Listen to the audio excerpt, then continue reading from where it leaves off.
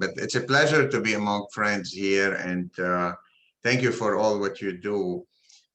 Hopefully I can go over some practical first-line management of advanced RCC. This is a field that is moving very, very fast, and we do have today more questions than answers, and many of the questions, I can tell you, I personally cannot answer them, or at least when I answer them, the level of evidence is not very high, because we have more than one option. So these are some of my disclosures here. I disclose financial and non-financial items, and this is one of the review articles actually we've done with some of my mentees and collaborators now, Dr. McKay and Dr. Bosse, Dr. McKay at UCSD, Dr. Bosse in Canada. And this is outdated. So let me start saying this is a barely 2 years old review article in JCO about renal cell carcinoma landscape that is proudly updated. Since that, we had several others that they're outdated.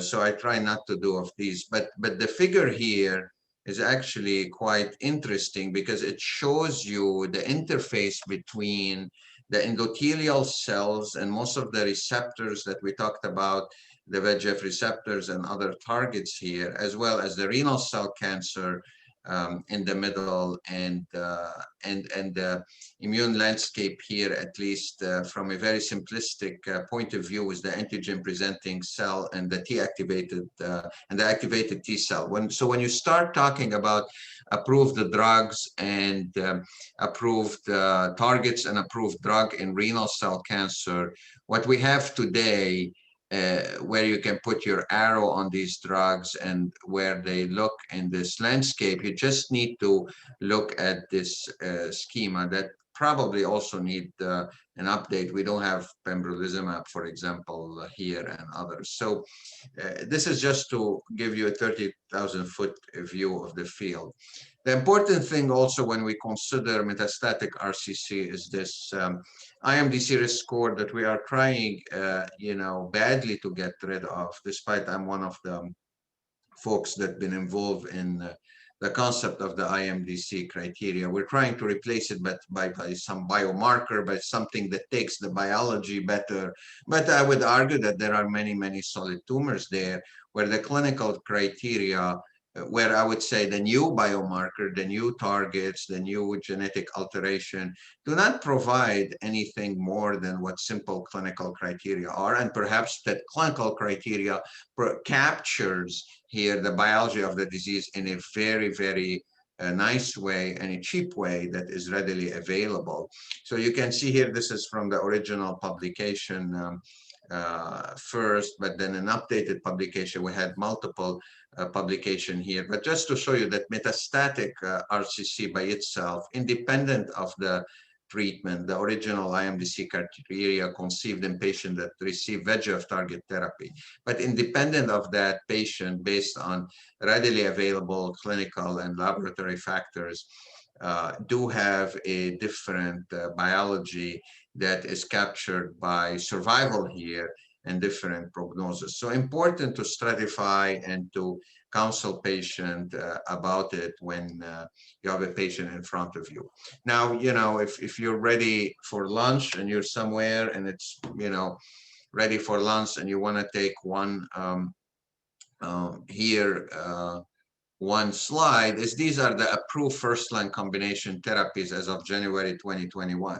So I submitted my slides to Binay, and in the interim, the slides need to update. So imagine you have a CME event, you submit slides, and the slides need update, and things happen. So since that time, just not long time ago, this month, the combination of cabozantinib and nivolumab, got approved. But this will give you the targets, the most important classes of agent we have that work here: PD-1, PD-L1 inhibitor, CTLA-4, and TKIs and mTOR inhibitor. TKIs around the VEGF receptors in general. And this is the NCCN guidelines here. I took this snapshot, and cabozantinib and nivolumab combination has not been added, but I wouldn't be surprised if it's added soon. And again, the classification has been through the IMDC risk group here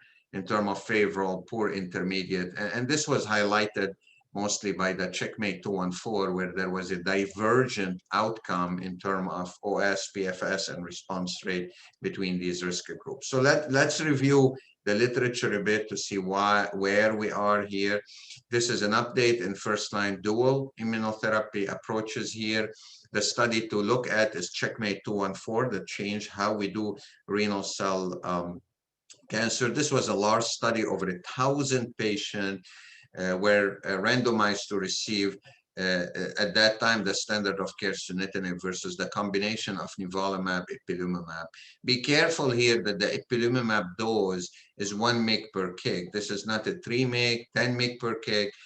So this is what we call low dose IPI. Now, this study has 3 primary endpoint: PFS, OS, response rate. This is the stratification, but the primary endpoint was mostly an intermediate and poor risk. And this was a very smart strategy overall, because these 80% of patient intermediate poor risk are the ones that need therapy, need intense therapies.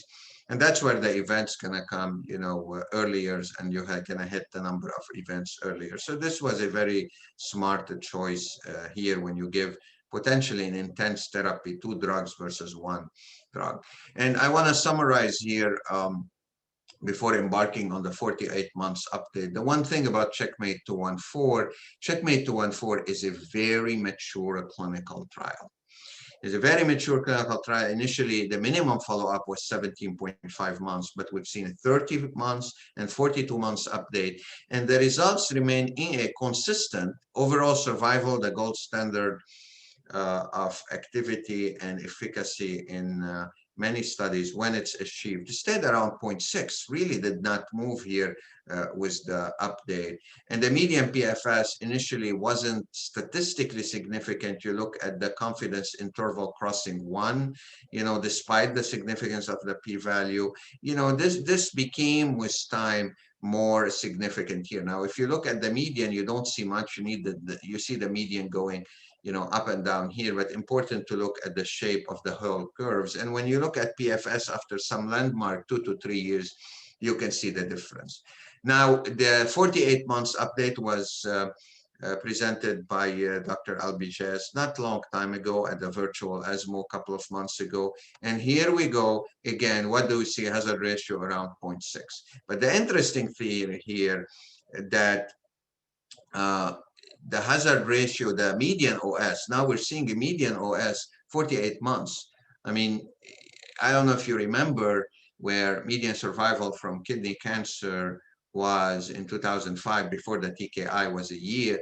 And even when we published the comparison study in the New England Journal of Medicine, I believe in 2013, if my memory serves me well, the median overall survival probably was around 2 years. So you can see now how much we've gone a long way. And this is in the intermediate and poor risk overall. So, 4 years. Now, again, this is a clinical trial, so this is not always applicable to what we see in clinic, but nevertheless. And now we understand why the median PFS sometimes was not, quote unquote, significant, because the shape of the curves, and we see this more and more with immunotherapy only, while there was no difference after 6 to 12 months here, at some point after 2 years, we can see a difference in terms of patients that stay on therapy, around 30–40% on nivo-ipi, and the shape of the curves continues going down with sunitinib here. So don't always look just at 1 point estimate in terms of the median. Now, response rate are higher here and remain higher in the intermediate and poor risk and the intent to treat population. You're aware that the favor risk group behave a bit differently despite response rate of almost 30% in nivo-ipi. Sunitinib does very, very well in this risky group. Now, some people argued to give nivolumab and ipilimumab in favor of risk group. There is nothing wrong in that. Arguing with CR, the patient that do very, very well overall are those patients that have a CR. And despite it's slow, there is no doubt that it's higher with nivolumab and ipilimumab. And the quality of these complete responses are better overall. Treatment-related adverse event over time, we know, and this should not come at a surprise, that the first 6 to 12 months is when you see AEs. You still see AEs even after 30, 40 months or more, but these tend to be of low grade and uncommon. One thing is when you see adverse event, and these are really difficult curves sometimes to grasp, the message here that if you see if patient discontinue therapy due to treatment-related adverse event, immune-related adverse event here, that is fine, and sometimes you may not need another treatment, and they do well. And I think this was very important overall message, that they do well, and they do well sometimes as well as patient without treatment-related adverse event.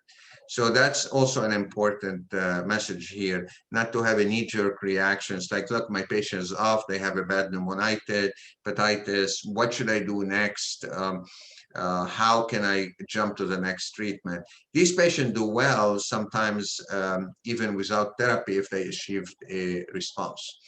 Now, some of the update in first-line immunotherapy plus TKI, so the VEGF-IO, starting with Keynote 426. So a phase 1 study showed that this treatment, if effective, is safe at full dose. So then Keynote 426 was launched. That's the combination of pembro-axi versus sunitinib with dual primary endpoint is OS and PFS. Now, this was not in PD-L1 positive patient. This was not an intermediate and poor. It's in the whole population, the 861 patient. And this is the second interim result, the second analysis, the second cutoff for overall survival. The first one showed a really stunning hazard ratio of 0.53. This went up to 0.68. Perhaps this is the fact that these responses tend not to be durable. Perhaps this is that the second arm of sunitinib got more immune checkpoint inhibitor. Nevertheless, this is a very important result. This is an OS benefit here. The PFS benefit here is also noticeable, 15.4 months with pembro-axi, up to 11 months with sunitinib. So this is one of the highest PFS we've seen with sunitinib with the VEGF-IO combination. And the reason was for that, and I don't have a baseline characteristic slide here, is that this study compared to Nivo-Ipi study and other studies has a considerable amount of patients with favorable risk, over 30%.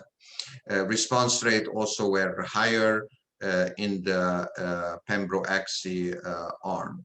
Javelin Renal 101 is another approved, led to another approved combination here with axitinib and the PD-L1 inhibitor avelumab. And the primary endpoint were also PFS and OS, like in Keynote 426, but in PD-L1 positive patient. Again, the reason was that we did the phase 1. Phase 1 showed considerable activity, showed safety with axi full dose, but there was higher response rate. This was in Lancet Oncology, higher response rate in PD-L1 positive population. And the definition of PD-L1 just all over the place in all the tumors, whether RC or not. So that was thought to be the basis to look at this in PD-L1 positive. So at the end of the day, PFS was significant, highly significant in the whole population or in the PD-L1 positive population. The important thing here, and why this regimen is less and less used, in the overall survival data, even after several updates, is still not mature, and there is no overall survival data. So it's hard to compete with what I presented here. Now, during ESMO, we presented this study here. This is a study by the name Checkmate 9ER that combine a PD-1 inhibitor, nivolumab, and cabozantinib. Both drugs as single agent are approved in metastatic RCC. Cabo second line and first line in intermediate and poor based on the Alliance study. Nivolumab second line single agent post TKI and first line in combination with ipilimumab. So this study, just one simple endpoint. We kept it simple. PFS in the whole population, and the PFS was doubled. So 8.3 times 2 equals 16.6 months, highly significant. But also, unlike the Javelin study, the combination versus sunitinib decreased the risk of death by 40%. The hazard ratio was 0.6 here.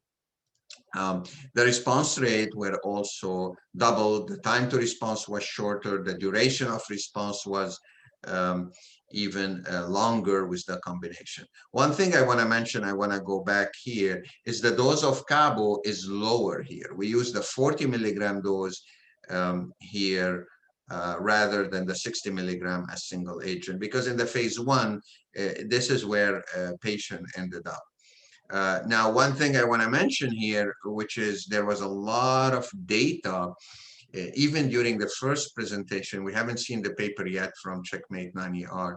There was a lot of data about quality of life. So I want to put it in context because this is the voice of the patient reported outcome. It's very important to put it into context, especially when you have multiple regimen and approved therapies, and even with OS benefit here. So the Checkmate, this is the Checkmate 9ER. You know, when you see an asterisk, this is a clinically significant improvement here over sunitinib.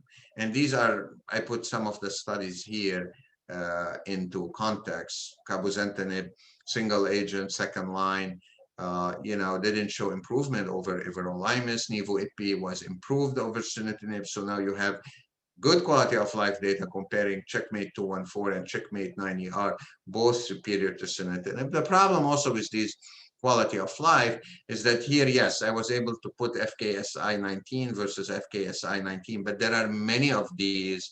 Sometimes the patient, the timing is not the same when you take the questionnaire. So you end up, you know, comparing, still, I would say apples to apples, but a different breed of apples. I don't know if you like red apples or yellow apples, but I wouldn't say apples and oranges here.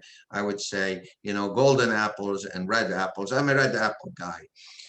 Here. So it's important also to differentiate. And fair enough, because, you know, our job was not difficult enough, but luckily for the patient and for the field, the combination, the last of the Mohegan, if you want here, with sunitinib's control arm, is this combination of pembrolizumab and Lenvima, or everolimus and lenvatinib. This is also not this is not FDA approved, and we don't have the data. This has not been presented. This is a press release. So it reminds me of COVID, where you do science by press release now without seeing even the paper. So hopefully we'll see this in an upcoming meeting. But this is very encouraging here, that you have the combo of pembrolizumab and lenvatinib winning over sunitinib for PFS, response rate, and overall survival. And the non-IO experimental arm of lenvatinib plus everolimus also had 2 out of 3 endpoint met, not OS, but response rate and PFS. Now, there is no head-to-head comparison. We co-lead the IMDC database here. We looked quickly. Again, take this with an extreme grain of salt, the real-world data. We looked at 75 patients who received Nivo-Ipi, 113 received IO VEGF R inhibitor here, and you know, we tried to do our best here, including adjustment whenever we can with any covariate and any time-dependent you know, analysis here, and we did not find a major difference between what to start. Again, take that with a grain of salt overall on what to do, but certainly this will never replace a randomized control trial. But is the field ready for a randomized control trial, or are they going to do a randomized control trial, or we're moving to a triplet combination? My guess is that yes, we're going to move to triplets combination being tested in clinic and build on our perhaps favorite or reasonable dual combination here.